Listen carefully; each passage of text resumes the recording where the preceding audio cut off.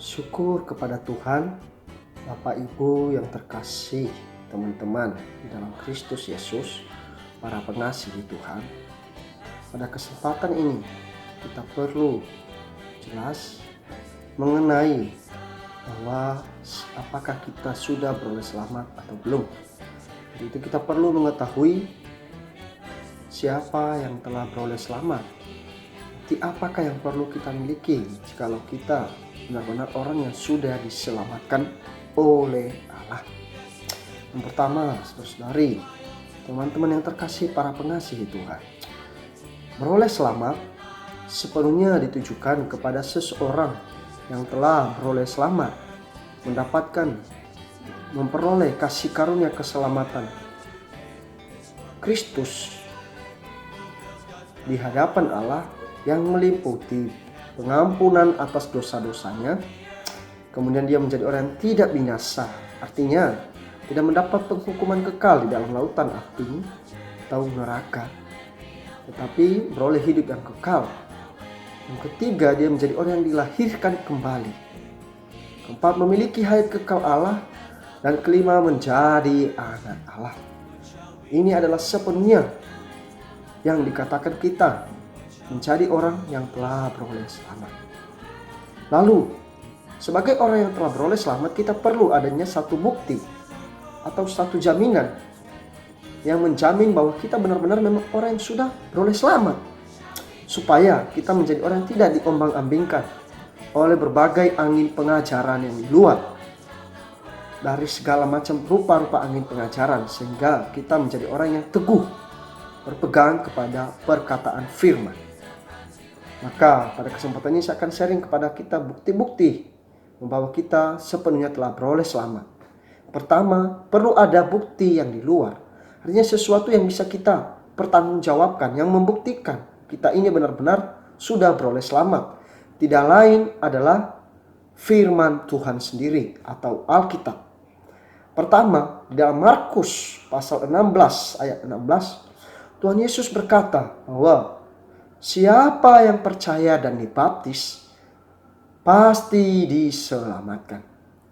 Dari Injil Markus ini memperlihatkan kepada kita adalah perkataan Tuhan Yesus sendiri, orang yang benar-benar beroleh selamat adalah melalui percaya dan dibaptis, pasti diselamatkan. Yang kedua, bukti yang kedua berdasarkan Alkitab juga menunjukkan kepada kita di dalam kitab Roma pasal 10 ayat 13. Dia berkata bahwa sebab siapa saja yang berseru kepada nama Tuhan akan diselamatkan. Saudari, dari ayat ini yang adalah perkataan yang ditegaskan oleh Rasul Paulus membuktikan bahwa begitu seseorang percaya dan dibaptis, menerima keselamatan yang daripada Tuhan, juga berseru kepada nama Tuhan, memanggil nama Tuhan, maka orang itu segera beroleh selamat. Fakta ini, saudara-saudari, harus kita ketahui bersama, dan ini pun harus diakui tanpa tergantung pada perasaan manusia, pada pemikiran manusia, karena ini adalah dasarnya Alkitab, adalah satu-satunya standar kita. Bahkan lebih lanjut kita melihat di dalam Injil Yohanes pasal 5 ayat 24, Tuhan berkata bahwa sesungguhnya aku berkata kepadamu, siapa saja mendengar perkataanku dan percaya kepada Dia yang mengutus aku, ia mempunyai hidup yang kekal dan tidak turut dihukum, sebab ia sudah pindah dari dalam maut ke dalam kehidupan. Tuhan Yesus sepenuhnya mengatakan hal ini kepada kita dengan sesungguhnya. Asal kita percaya kepada perkataan Tuhan, percaya kepada Dia yang telah diutus oleh Allah, maka kita sepenuhnya telah dipindahkan dari dalam maut ke dalam hidup. Puji Tuhan, saudara-saudari. Bahkan tidak hanya sedemikian, kita melihat lebih lanjut dalam Yohanes 1 ayat 12 sampai 13. Kita melihat dikatakan di sana bahwa namun semua orang yang menerimanya diberinya kuasa supaya menjadi anak-anak Allah. Yaitu mereka yang percaya dalam namanya, orang-orang yang dilahirkan bukan dari darah atau dari daging, melainkan dari Allah. Teman-teman yang terkasih, para pengasihi Tuhan, Bapak Ibu yang dikasihi di dalam Kristus Yesus. Kesaksian ini diucapkan oleh Rasul Yohanes yang menyatakan bahwa Tuhan Yesus memberi kuasa kepada orang-orang yang menerima Dia dengan iman, yaitu mereka yang percaya ke dalam namanya, untuk menjadi anak-anak Allah.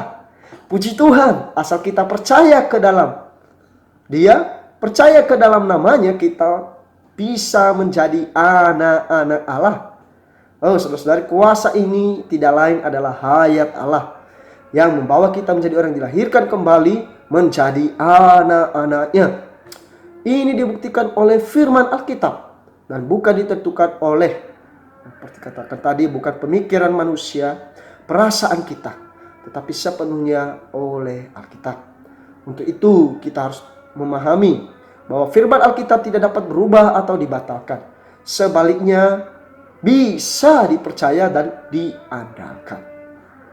Saudara-saudari, selain daripada tadi kita melihat ada bukti yang di luar yang adalah firman Allah, kita juga perlu melihat ada bukti yang kedua sebagai orang yang telah beroleh selamat, yaitu ada bukti yang di dalam. Bukti yang di dalam ini tidak lainnya adalah di dalam Roma pasal 8 ayat 16 dia berkata, Roh itu bersaksi bersama-sama dengan roh kita bahwa kita adalah anak-anak Allah. Puji Tuhan, selain kita melihat ada firman yang sebagai bukti yang di luar menjamin keselamatan kita, kita juga melihat bahwa ada bukti yang di dalam yang menjamin kita bahwa kita telah percaya beroleh keselamatan melalui Roh Kudus yang ada di dalam roh kita.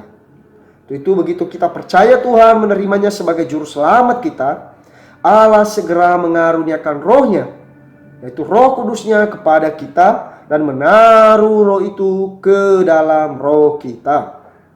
Itu saudara-saudari, Roh Kudus ini di dalam kita dan bersama-sama dengan kita selama-lamanya.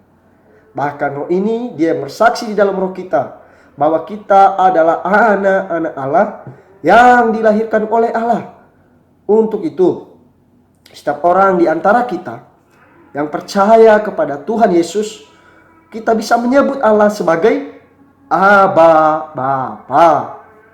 Saudara-saudari, sungguh sangat terasa wajar ketika kita menyebut Dia sebagai Aba Bapa, sebagai Bapa kita.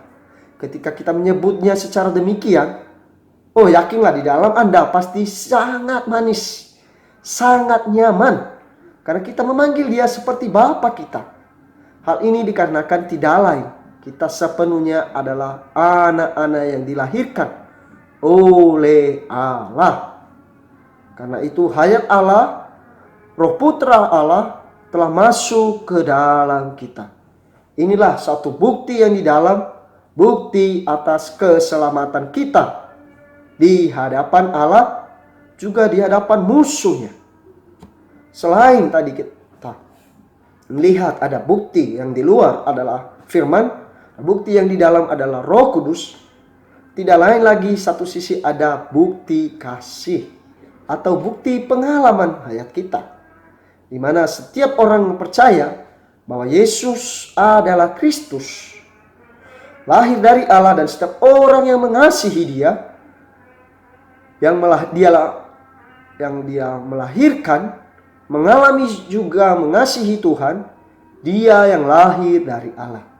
Itu begitu kita percaya bahwa Yesus adalah Kristus, niscaya kita telah dilahirkan oleh Allah, yang adalah Allah itu kasih, dan hayat Allah juga adalah hayat kasih. Sehingga di dalam kita, seharusnya kita ketika kita menjadi orang yang telah beroleh selamat, kita memiliki kasih. Kita belajar menjadi orang yang mengasihi Allah, juga mengasihi orang yang lahir dari Allah, yaitu saudara-saudara seiman di dalam Tuhan. Saudara-saudari, tidak hanya demikian, bahkan di dalam 1 Yohanes pasal 3 ayat 14 menegaskan kepada kita, dia berkata bahwa siapa yang tidak mengasihi, ia tetap di dalam maut. Firman ini menegaskan kepada kita bahwa sebagai orang Kristen, kasih kita kepada saudara-saudara di dalam Tuhan merupakan bukti bahwa kita memiliki hayat kekal Allah. Karena mengasihi saudara-saudara di dalam Tuhan dan beroleh selamat adalah satu pengalaman hayat kita, bahwa kita telah beroleh selamat. Saudara-saudari, kasih terhadap saudara di dalam Tuhan ini merupakan bukti bagi kita untuk mengetahui bahwa kita telah beroleh selamat. Ini boleh disebut sebagai bukti kasih, bukti atas pengalaman kita terhadap hayat Allah. Karena itu, saudara-saudari, baik melalui firman yang jelas dari Alkitab, melalui kesaksian Roh Kudus di dalam roh kita, maupun melalui pengalaman kasih di dalam hayat, kita dapat mengetahui dengan pasti bahwa kita telah beroleh selamat. Lagi pula keselamatan yang kita miliki ini adalah keselamatan yang kekal, tidak bisa berubah. Untuk itu sekali kita memiliki keselamatan ini, yakin dan percayalah, kita tidak akan binasa selama-lamanya. Tak seorang pun yang dapat merampas kita dari tangan Tuhan, dari tangan Bapa. Karena keselamatan kita kekal sekali untuk selamanya. Haleluya, saudara-saudari. Untuk itu, sebagai orang yang telah beroleh karunia keselamatan, seharusnya kita mengalami setiap hari sukacita keselamatan ini. Karena keselamatan ini adalah satu perkara yang penuh sukacita, penuh kegirangan. Karena sesungguhnya keselamatan Allah membawa kita menjadi orang bersukacita. Karena itu ketika kita beroleh selamat, dan khususnya ketika kita tahu bahwa kita tidak beroleh selamat, sukacita akan melanda kita dan kita akan penuh luap dengan kidung keselamatan. Oh, saudara-saudari, teman-teman yang terkasih, para pengasihi Tuhan, Bapak Ibu yang dikasihi di dalam Tuhan, bernyanyi dengan penuh sukacita seperti ini seharusnya dengan sendirinya membangkitkan rasa ucapan syukur kita, sembah sujud kita kepada Allah yang mengasihi kita dan Tuhan yang menyelamatkan kita. Karena itu, teman-teman yang terkasih, kiranya hari demi hari kita menikmati, kita meresapi sukacita keselamatan kita. Seperti dikatakan di dalam Yesaya pasal 12 ayat 2-3, bahwa sungguh Allah itu keselamatanku dan mazmurku, maka kamu akan menimba air dengan kegirangan dari mata air keselamatan. Itu di saat kita menjadi orang yang telah beroleh selamat, mendapatkan keselamatan Allah, kita tidak saja bernyanyi dengan sukacita, tetapi kita pun akan menimba dari mata air keselamatan. Oh, saudara-saudara, yaitu menerima suplai limpah lengkap, menerima infusan yang berkesinambungan secara terus-menerus, berkelanjutan, berkaitan dengan apa adanya kekayaan, kelimpahan daripada Allah, keselamatan Allah yang ajaib ini.